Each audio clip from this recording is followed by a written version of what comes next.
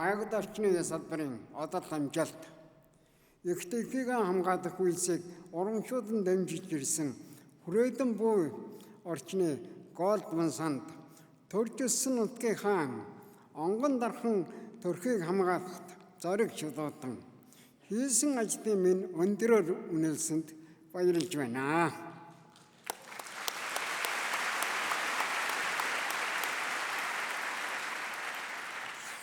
Миний бие уугууд нутаг Дорнговын хаан үзэгдсэнд байгааг хамгаалах чин сэтгэлээсээ хүссэн. Энэ чин сэтгэлийн минь хүсэл намайг 15 жил атгахтаа атгаж, дагахтаа дагаж, гараараа газрын зураг зурж, одон зуун хүнтэй уулзаж, одон хууль тогтоомж, судалж мэдгэд хүргэсэн. Ийхүү уйггүй явсаар 500,000 талбайг төрийн тусгай хамгаалтанд авахгүйсэн маань өнөөдөр миний энд зогсож байгаа шалтгаан юм аа.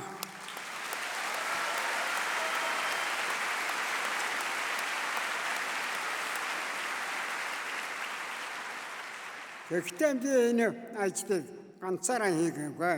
Намайг дэмжсэн гэр бүл, найз нөхөд, хамтран зүтгэсэн ДНС-ийн консервацийн олон улсын байгууллага уугуул сургууль болондан хандаж хэлэхэд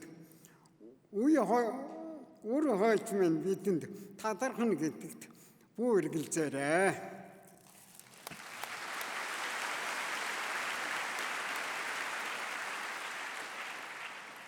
Тэдэнд үлдээж чадах хамгийн том бэлэг бол амьсгалах агаар, амьдрах эрүүл орчин, бидэнд яг энэ байгаараа ирсэн үзэгсэнд цэнхэр гариг юм аа.